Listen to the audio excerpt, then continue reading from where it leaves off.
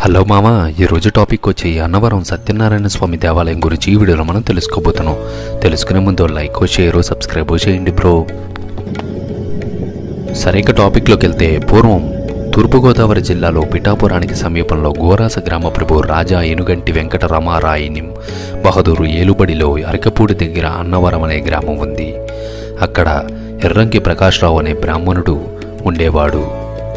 అతను మహాభక్తుడు. ఒకనాడు శ్రీ మహావిష్ణువు ఇతనికి రాజా ఎనుగంటి వెంకట రమారాయణం బహదూరు వారికి ఏకకాలంలో కలలో కనబడి, రాబోవు శ్రావణ శుక్ల విధియ మక్కా నక్షత్ర గురువారం నాడు రత్నగిరిపై వెలుగుచున్నానని, మీరు నన్ను శాస్త్రీయ నియమానుసారం ప్రతిష్ఠించి సేవించమని చెప్పి మాయమయ్యారని గుడి కథనం.